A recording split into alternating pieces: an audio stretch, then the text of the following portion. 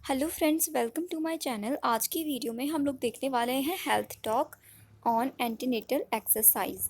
Antenatal period में जो भी एक्सरसाइज मदर को एडवाइस की जाएगी वो हम हेल्थ टॉक में लिखेंगे। और हेल्थ टॉक में सबसे पहले आपको अपना नाम लिखना होगा। जो भी हेल्थ टॉक प्रेजेंट करता है उसे अपना नाम बताना होगा। और सब्जेक्ट जैसे कि मिडवाइफरी है ये सब्जेक्ट, और टॉपिक है हमारा health talk on antenatal exercise.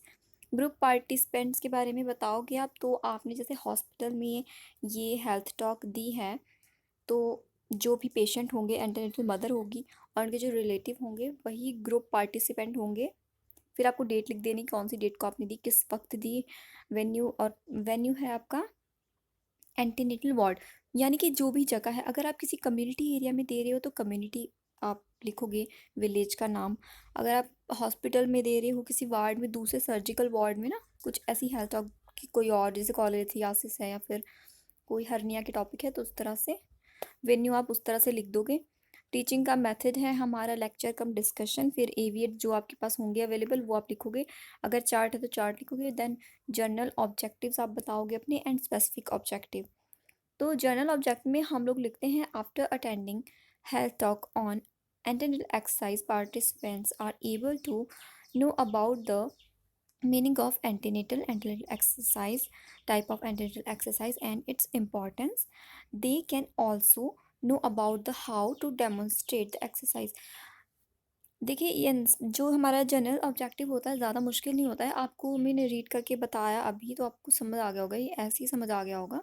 Specific objective जो होते हैं ना, वो हमारे टॉपिक में, हमारी हेल्थ टॉक के अंदर जो जो कंटेंट होता है वही हमारे स्पेसिफिक ऑब्जेक्टिव होते हैं। जैसे कि आपने जो जो हेडिंग्स डाले होते हैं, इंट्रोडक्शन दी पहले टॉपिक की, फिर डिफिनेशन बताई, फिर उसका पर्पस, जनरल इंस्ट्रक्शन और टाइप्स। तो ये आपके स्पेसिफिक ऑब्जेक्टिव हैं, और वही स्पेसिफिक ऑब्जेक्टिव हम अपने ये वाले कॉलम्स में भी इंक्लूड करते रहते हैं।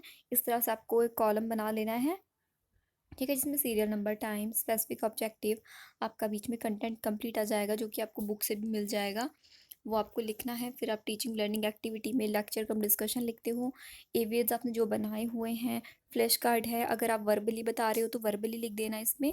आपके पास कोई वाइट बोर्ड है या फिर जो ग्रीन बोर्ड होता है वो अवेलेबल है तो वो आप लिख दोगे, ठीक है। चार्ट्स हैं तो लिखना, पेम्पलेट्स वगैरह क्या क्या चीज़ें होती है एवियर्स में, बहुत चीज़ें होती है, प्रोजेक्टर होता है, तो ये लिख दिया आपने। लास्ट में इवेलुएट कर लेना है अपने टॉपिक को। तो बीच में देखिए, कंटेंट में सबसे पहले हमने इंट्रोडक्शन बताई कि एंटीनेटल एक्सरसाइज, यानी कि जो एंटीनेटल पीरियड होता है उस वक्त, डिलीवरी से पहले का जो पीरियड होता है, प्रेगनेंसी का जो टाइम होता है वो एंटीनेटल का टाइम होता है, ठीक है। इंट्रानेटल होता है एक पीरियड, एक होता है आपका पोस्टनेटल पीरियड। तो ये तीनों ही अलग अलग होते हैं। आपको एंटीनेटल एक्सरसाइज का सबसे पहले डेफिनेशन बतानी, सॉरी, इंट्रोडक्शन देना है। उसके बाद हम लोग डिफाइन करेंगे, ठीक है, उसी तरह से अपने पूरे कॉलम्स में बना के, जैसे कि शुरुआत में मैंने आपको बता ही दिया है, ठीक है। डिफाइन कर दिया अपने टॉपिक को आपने, है ना, कि किस लिए इसको देते हैं। इससे बॉडी के फंक्शन अच्छे होते हैं, और प्रेगनेंसी और डिलीवरी के दौरान भी मदर को मतलब ठीक लगेगा। डिलीवरी के दौरान भी अगर वो एक्सरसाइज करेगी तो वो बहुत सारी चीज़ों से उसको प्रिवेंट करेगा, जैसे बैक पेन है, इसमें लिखा भी हुआ है। तो वो पर्पस हो गई उसके आगे फर्दर। तो हमने पर्पस बताना है एंटल एक्सरसाइज का। देन पर्पस के बाद उसका general instruction of for antenatal exercise हम लोग लिखेंगे। और उसी तरह से देखिए, साइड में आपको याद रखना है कि आपको इवैल्यूएशन भी करते रहना है। इवैल्यूएशन जिसे हम सब कुछ एक्सप्लेन करने के बाद थोड़ा सा क्वेश्चन पूछ लेना होता है, उस तरह से होता है ये। आप जब रीड करोगे आपको बिल्कुल ऐसे समझ आ जाएगा। तो जनरल इंस्ट्रक्शन में जैसे कि इवैल्यूएशन क्या है, कि what is the general instruction for the antenatal exercise. तो ये क्वेश्चनिंग कर ली, पहले आपने एक्सप्लेन कर दिया जनरल इंस्ट्रक्शन, बाद में आपने उनसे इवैल्यूएशन कर लिया अपना, या फिर आपने उनसे एक क्वेश्चन पूछ लिया। फिर जनरल इंस्ट्रक्शन आपने अपने जो भी जनता थी वहाँ पर, जितने भी ग्रुप थे, उनको आपको बता दिया आपने, ठीक है। देन आपने क्या बताया, टाइप्स बताए। तो एंटेनल एक्सरसाइज में कुछ टाइप्स होते हैं, जैसे कि पेल्विक फ्लोर एक्सरसाइज है, बैक एंड अब्डोमिनल एक्सरसाइज है, एंकल एक्सरसाइज, ठीक है, ब्रीदिंग एक्सरसाइज। तो ये सारी एक्सरसाइज बताए आपने शुरुआत में, फिर उनको वन बाय वन करके एक्सप्लेन करा। और वो आप कैसे दिखाओगे, वो आप या तो फ्लैश कार्ड्स बना के लाओगे, ठीक है, क्योंकि चार्ट तो आपको बहुत सारे यूज़ आएंगे अगर आप इस तरह से बनाओगे। तो आप एक एक फ्लैश कार्ड पे एक एक फ़ोटो आप बना दोगे। और ये जैसे फ़ोटो आप देख रहे हो ना हेल्थ टॉक में, ये आप फ़ोटो आप अपने हेल्थ टॉक में तो मत बनाना, अपने फ्लैश कार्ड में बना लेना, ठीक है। तो पेल्विक फ्लोर जो एक्सरसाइज होगी वो कुछ इस तरह से होगी, और वो आपको लिख देना है अच्छे से, ठीक है। फिर उसके बाद आप लोग टाइम वगैरह तो सब कुछ लिख ही लोगे। उसका कंप्लीट लिखने के बाद आप बताओगे उनको कि बैक एंड अब्डोमिनल एक्सरसाइज आप लोग कैसे करोगे। तो जैसे कि चेयर पे बैठकर उनको करना है, और बैक को बिल्कुल स्ट्रेट रखना है, उस तरह से बताना है, ब्रीद करना है, ठीक है, डीप ब्रीदिंग। तो वो एक्सरसाइज भी नेक्स्ट आएगी।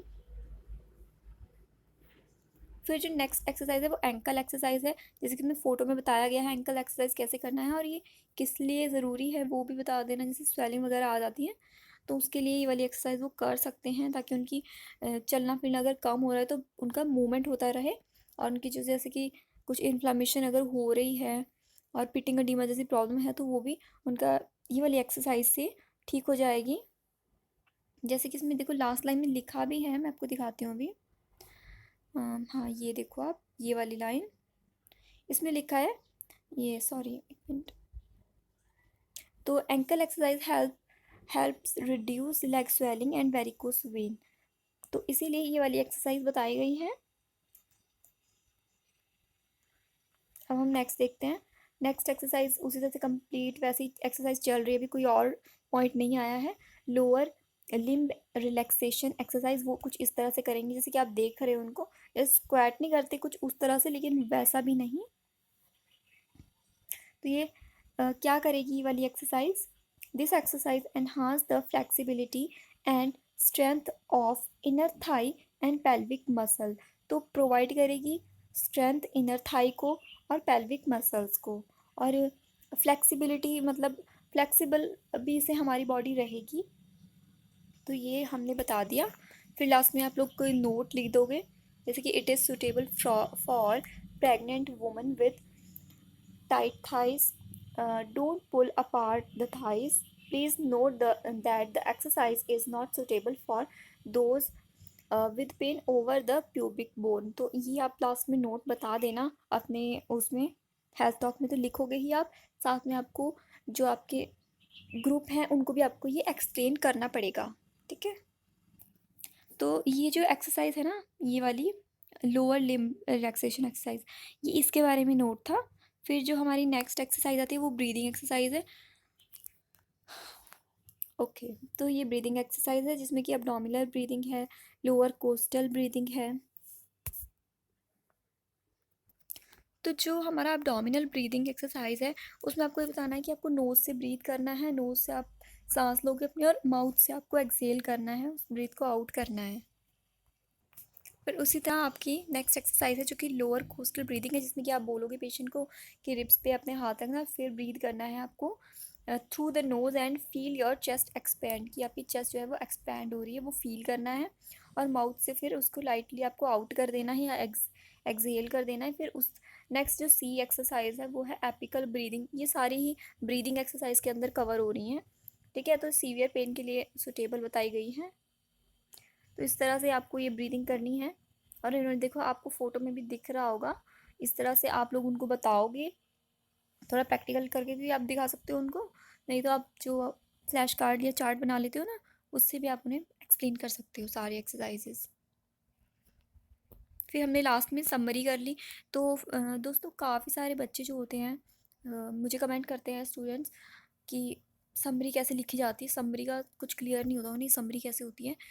तो देखिए समरी में ना हम पूरा ही टॉपिक अपना समराइज कर देते हैं, एक सार, समरी की हिंदी होती है सार, यानी कि एक निचोड़, पूरी कहानी का निचोड़ क्या निकला वो हम इसमें लिख देते हैं। तो उसके अंदर सभी चीज़ें आ जाती हैं, लेकिन सिर्फ एक छोटे से पैराग्राफ में। जैसे कि ये वाली समरी में हमने बताया कि जो एंटीनेटल एक्सरसाइज होती है वो प्रेगनेंसी में की जाती है, और ये जो होता है काफ़ी फ़ायदेमंद रहती है प्रेगनेंसी में।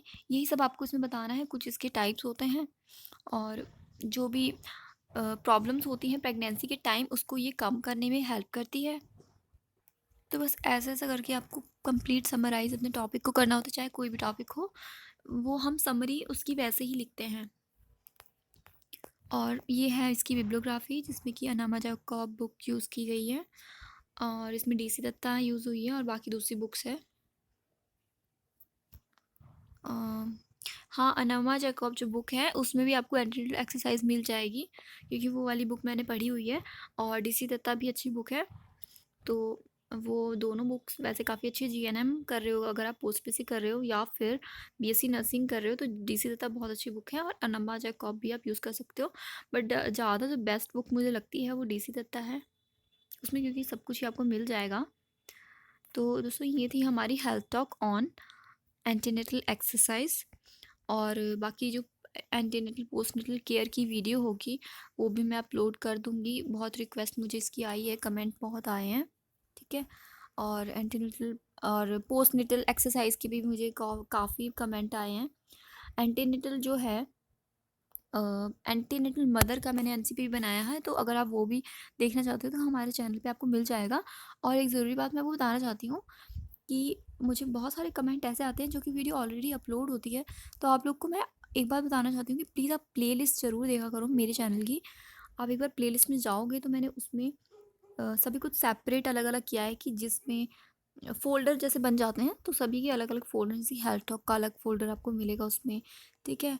फिर उसी तरह केयर प्लान्स हैं, सर्जिकल मेडिकल अलग अलग हैं, और केस स्टडी है, केस प्रेजेंटेशन, ड्रग बुक है, फिर इंस्ट्रूमेंट का अलग से मिल जाएगा आपको, और प्रैक्टिकल फाइल्स जो होती हैं उसका भी मिल जाएगा।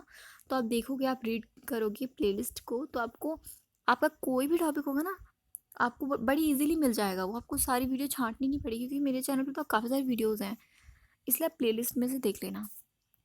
Thank you friends, bye.